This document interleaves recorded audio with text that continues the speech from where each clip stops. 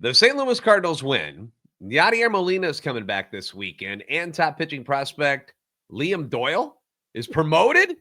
In the words of the great owner Jackie Moon, I'm so happy I can't even feel my arm.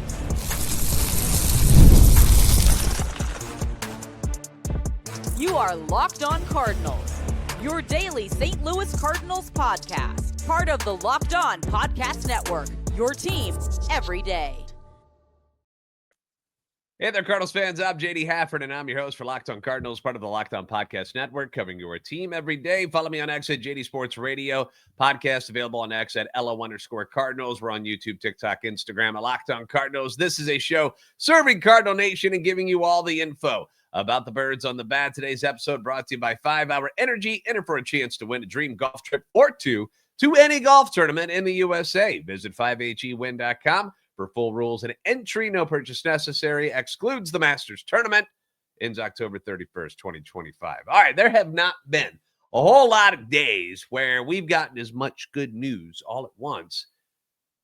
And when the universe shines the light upon you, you got to enjoy it. You got to soak it in.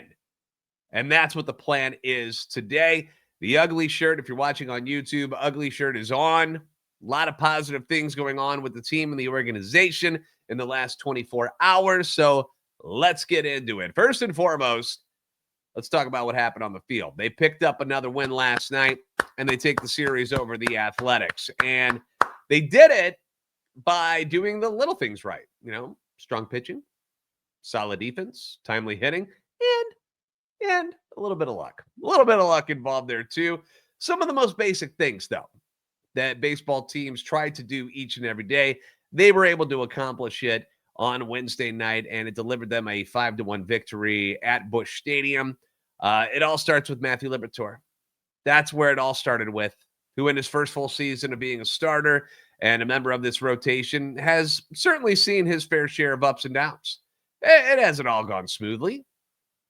But last night, he gave you another glimpse as to why he was a first-round pick by the Tampa Bay Rays, why the Cardinals tried to acquire him, and why his future remains bright for this organization. It feels like Matthew Liberatore has been pitching for the Cardinals for 8 years. It really does. But he's 25. He's 25 years old. That's right around the normal time that it takes pitchers to kind of hit their stride at the major league level. And Libby looked great last night. He looked great. He spends 5 1/3 shutout innings. He allows his 4 hits.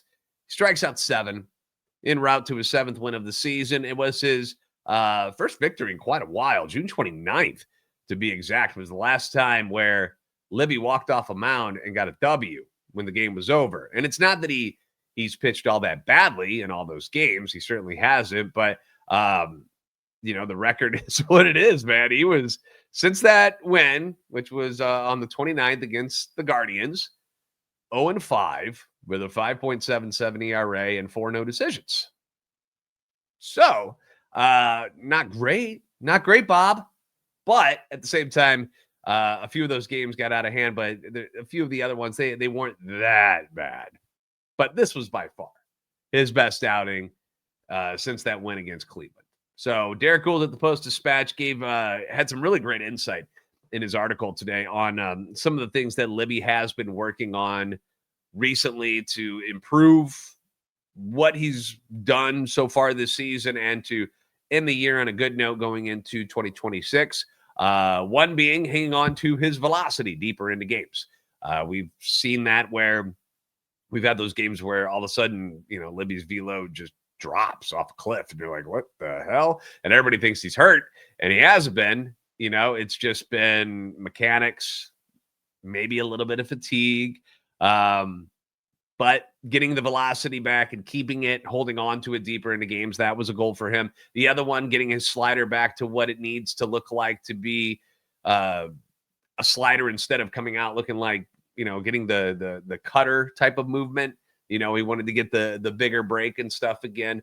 It's a big difference in how a cutter and a slider move. So 2 pitches that, used properly are very good, but you don't want to be throwing a slider that looks like a cutter. That's not what you want.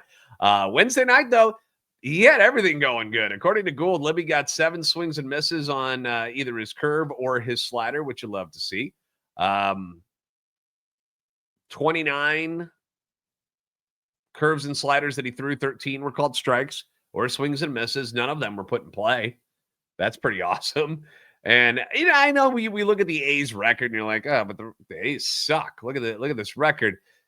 The record isn't great, but it doesn't reflect how good their offense has been. And you saw that on display on Monday when they beat the snot out of Sonny Gray. So to mow through these guys, it's not like just some easy task. They've got some sluggers in that lineup. Go look at their OPSs and slugging percentages. Like, they could smash the ball. And Libby doing what he did on Wednesday night, that was awesome. He looked fresh. He looked in control. He looked confident, which is a big thing. Even when he did have some runners on, there was no panic. He was in full control the entire time he was on the mound. It was a very impressive performance. I was thrilled with it. Manager Ali Marmol said this about Libby's start. Not only holding the velocity, but the slider was a really good pitch for him. The shape of it was a lot closer to what we wanted. He mixed well, especially against a lineup that threw a decent amount of righties against him, and he navigated it well. And when asked about the slider after the game, Libby said it finally clicked. He was excited. When I'm getting swings on it like I was tonight, it's a different ball game. I feel like I keep taking steps in the right direction every time out. I feel like I finally put it together for an entire outing instead of 2 to 3 or 4 innings. And that's been one of the issues for Matthew Liberatore here in the second half of the season. He hasn't been able to pitch very deep into games. Booney, Locked on A's, he was texting me. He's like, what do you expect from Libby tonight? And I'm like, 4 innings, 3 or 4 strikeouts. That's normally what he's been doing, but he blew right past all those expectations. Seeing him stay as strong as he did, keep the velo up, and just overall, just his presence on the mound, you could just tell that he felt good out there.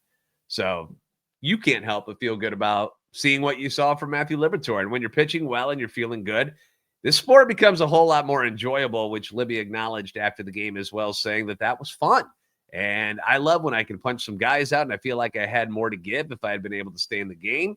So I felt like I left the game in a good spot, which I think he did. Ali pulled him after he got Nick Kurtz out, left-hander. So they got him out, and then the righty was coming up. So they pulled him, 81 pitches, and he probably could have gone a little bit longer, but it all worked out. Leahy came in, and although we did give up the home run in the 8th inning to Kurtz, he gives you 2 innings. You still want to use these guys as well. You're not trying to what's the point in throwing Libby for 100 pitches in this game? Not really. Like, you just want him to be like, all right, man, you got the outlet. Let's end on a good note. Let's get this thing wrapped up. So Leahy does his job. JoJo gets the final 5 outs to pick up his 7th save of the season. He hasn't missed a beat since Helsley was traded away, who's having a really rough time in New York, if you haven't noticed. But just a great game for the pitching staff. Offensively, the Cardinals had just 7 hits, 6 of them from just Wilson Contreras and Nolan Gorman alone. I believe it was Mason Wynn had the only other hit in the game. Willie was the benefactor of 2 bad defensive plays by the A's outfielders. First one was that bloop that he hit in right field in the 3rd inning that Brent Rooker appeared to lose in the lights. I thought he was going to have it, and then it just fell. It was just very awkward, so I assume it was a lights problem. That brought in 2 runs to give the Cardinals a lead. Imagine that, playing with a lead for once. Gorman smacked his 14th home run of the season in the 7th inning to make it 3-1. It was a towering shot that it went all Energizer Bunny and just kept going and going and going. That looked like a 9-iron. Like, it was so high, and then just a wall scraper at the end, but they all count. Then in the 8th inning, after the A's intentionally walked Lars Nootbaar to get to him, Villain Willie stepped up. You could tell he was a little irritated by the fact that they decided to walk the guy in front of him to face him. So he lines one into left field that gets misplayed by Tyler Soderstrom, goes for a 2-run triple to give the Cardinals some more breathing room, and Willie throws up 4. I don't know if he was talking about RBIs or, hey, that's what you get when you walk the guy in front of me. But either way, nice to see cocky Willie out there on the field. Still haven't heard anything about his suspension yet. I haven't seen anything today yet. Still waiting on word there. Nolan Gorman, outside of the home run, also had 2 singles, snapped his 0 for 15 streak. Also made some stellar plays over at third base. And, we know he's had struggles since taking over full-time for Arenado, but has been a whole lot better. Apparently, he put in a call to Arenado to talk to him a little bit about the defensive things that are going on, and maybe that helped him out a little bit. Naturally, getting more playing time, getting more reps, that's going to help you as well. Gorman's been playing second base a whole lot more over the last couple seasons. So, but he's been better at third base. Looks a lot more confident. I can tell you that much. Body language is a big thing for me, and seeing Gorman and seeing Liberatore, who are also, very close friends, seeing them both doing well at the same time, you could tell they were kind of feeding off each other. So that was really cool to see. Just a solid night at the ballpark, man. Series win again against a team who has been as hot as anyone over the last month. Cards get the day off today before the Giants, another team that is playing really, really well right now, comes to Busch Stadium, and it's going to be the Hall of Fame weekend here this weekend in St. Louis. But the Giants aren't the only ones that are going to be visiting. There's another familiar face that people are quite excited about to see back in town, and we'll be back in the dugout this weekend. We'll talk about it next, coming up on Locked On Cardinals.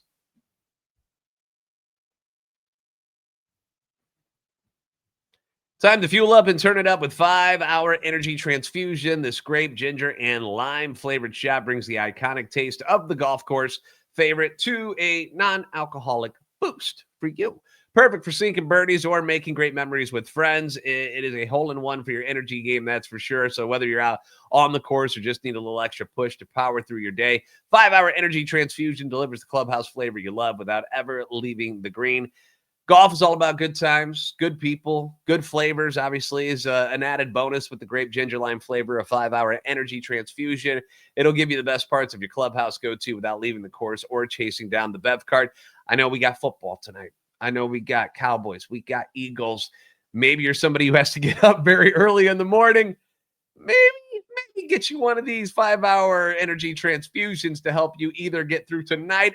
Why not two? Get you through in the morning too after you stay up late watching football, because now you can amp up the fun even more. Just buy, snap, and enter for a chance to win a dream golf trip for two to any golf tournament in the USA. Tee up that trip by visiting 5hewin.com for full rules and entry. No purchase necessary. Excludes the Masters tournament. Ends October 31st, 2025.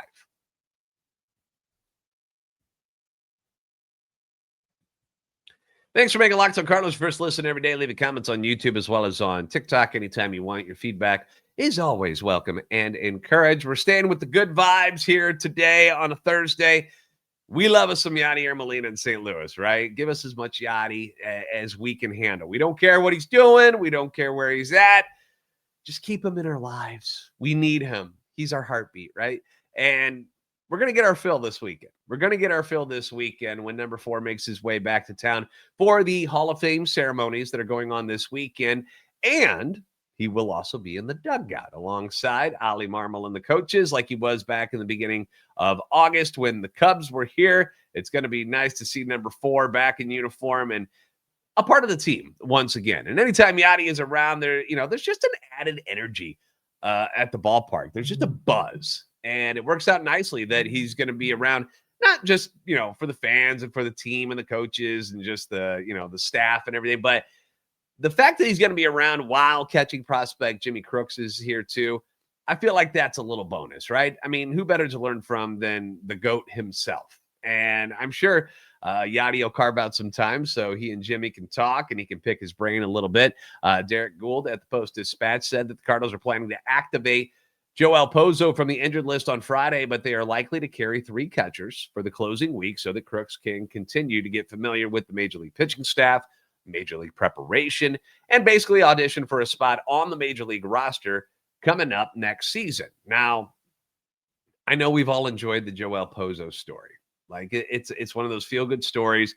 He's been a nice piece to have, especially off the bench, pinch hitting, has had incredible at-bats and has done some really good things. But if Jimmy Crooks is not on this roster next season, then either A, unfortunately, he's dealing with an injury, or B, the people in charge have no idea what they're doing. All right. Pedro Pajes, they love him. They're going to keep him around. I feel like Pedro Pajes is a very solid backup catcher in this league. I do. He's been hitting extremely better recently over like the last month, switched back to his former batting stance. No hitting coach told him to do it, but apparently Thomas and JC suggested it, and it's been working for him. But overall, we know Pedro not the greatest hitter, good defensive catcher. He sounds like a good backup, but Jimmy Crooks, he just deserves to have a shot at being the guy, in my opinion. 24 years old right now, hit 274, 14 home runs, 79 RBIs at Memphis. We need that production out of the catcher position. It doesn't appear Ivan Herrera is going to go back to catching anytime soon. And if he does, I don't know what the hell they're going to do. I don't know what they're going to do. Are they going to trade Jimmy Crooks? Are they going to trade Pajes? Like, what are they going to do? Like, unless Ivan Herrera becomes amazing behind the plate again at some point, I don't know why he's playing that position anymore.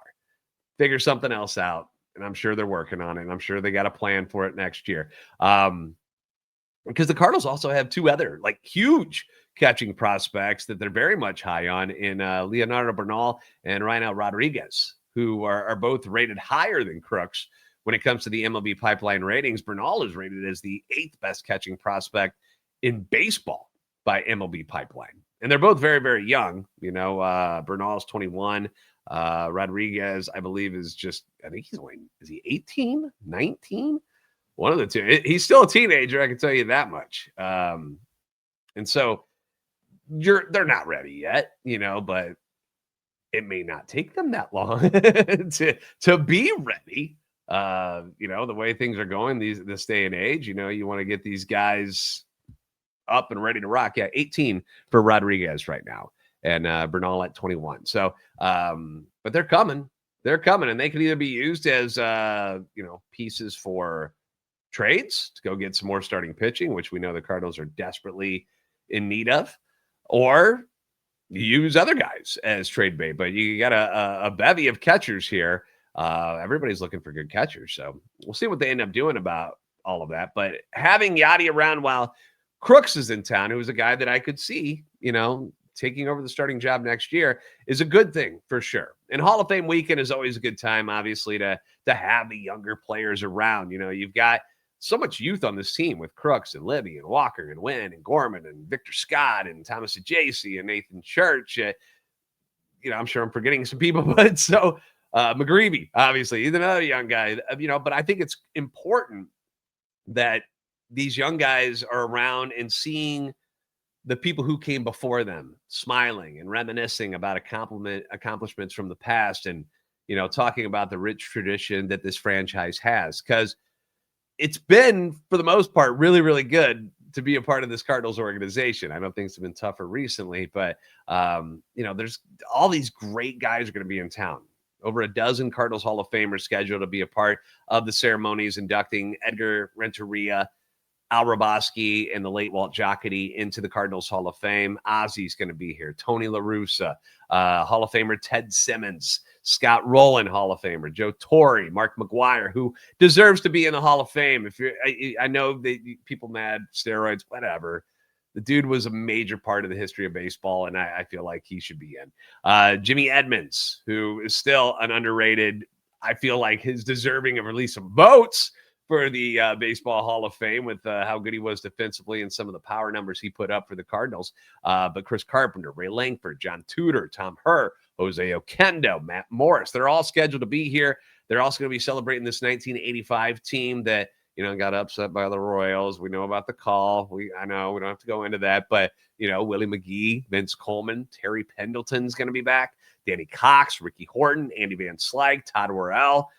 I mean, listen to some of these names. Like, some of the best to ever do it in a Cardinal uniform. And these young guys are going to get a chance to be around these legends of St. Louis Cardinals baseball. And I think that's a great thing. You get to hear their stories and mingle with these guys, learn from their knowledge, and learn what it was like when things were going really, really well. Because, these young guys are around right now where it's just 500 or less baseball, and that's not always the greatest atmosphere. Let them know that things can be great and they're a part of trying to make this thing great again. And hopefully it just makes them better players and better people moving forward. More good news. It just keeps flowing, right, guys? More good news. Top draft pick Liam Doyle is set to begin his Major League Baseball journey. We'll talk about it coming up next on Locked On Cardinals.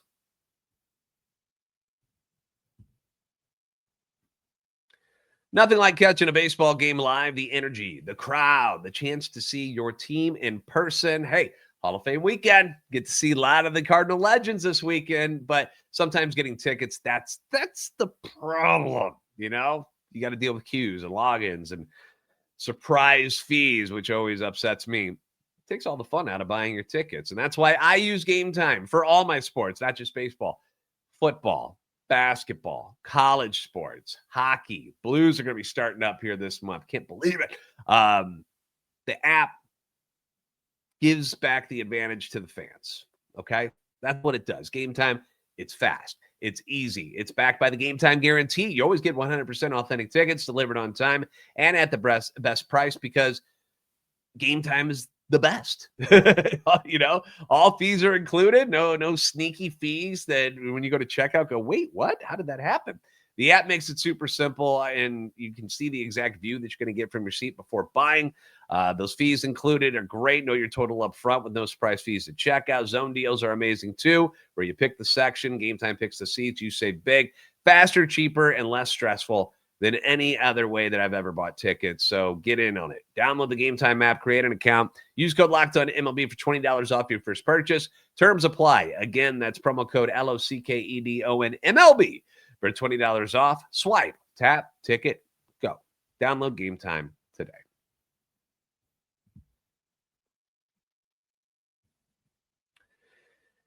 It's another big moment on Locked On college football fans. Locked On and Fire TV present College Football Kickoff, your ultimate college football weekly preview. Drake 12 of Locked On Big 12 leads the conversation alongside two-time AP Coach of the Year Gary Patterson, former college star Jesse Holley, and Locked On's local experts. It's college football preview only Locked On can do. So catch the college football kickoff every Thursday throughout the season, only available on Fire TV.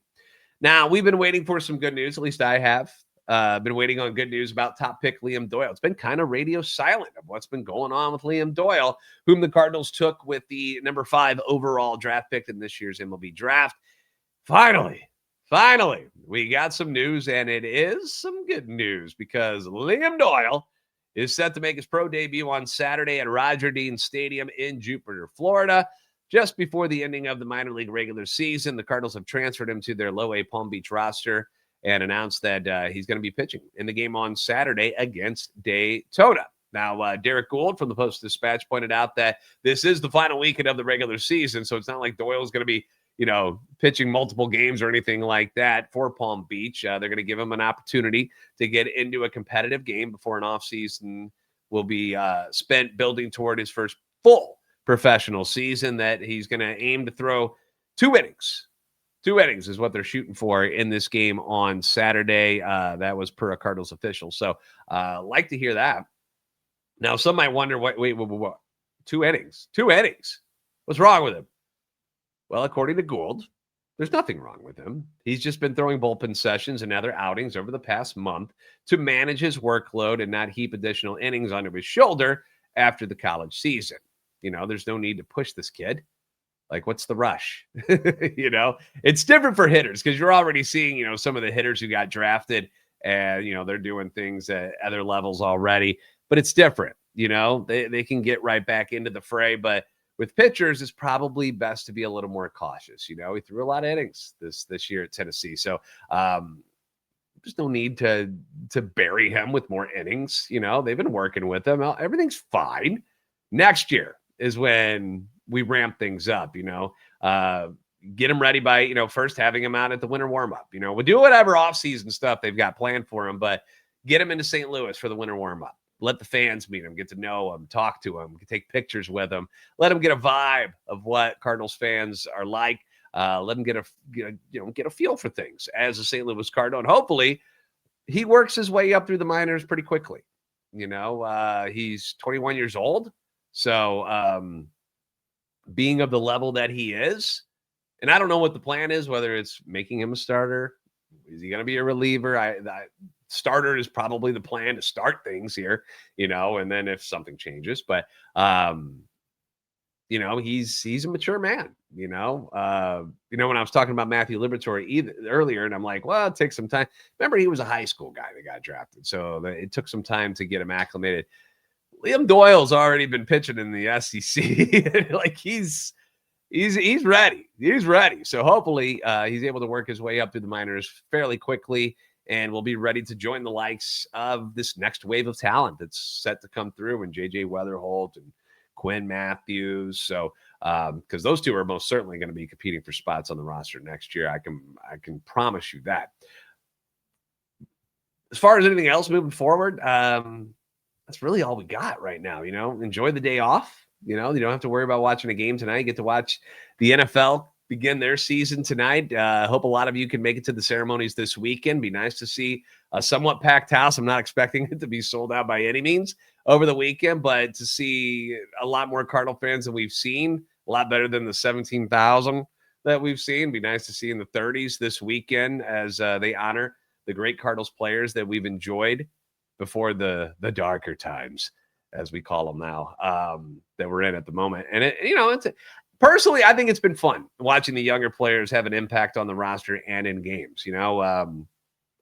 Part of me wishes that it was more like this the whole season, where these guys would have had all these games under their belt and be hitting even that next level of progression, but it didn't happen that way. But seeing Libby and McGreevy throwing very, very well as members of this rotation, Gorman coming around at third base defensively, gaining confidence, listening to him talk about his swing.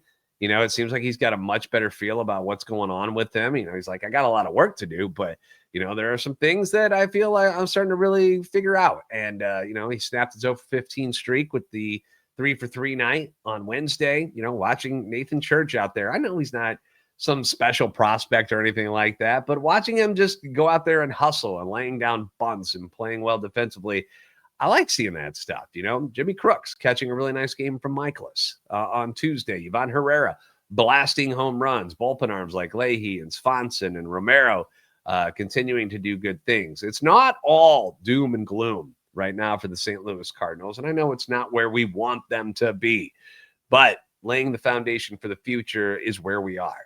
And that's what this month of September is all about. So far, off to a good start, winning 2 of 3 over the A's.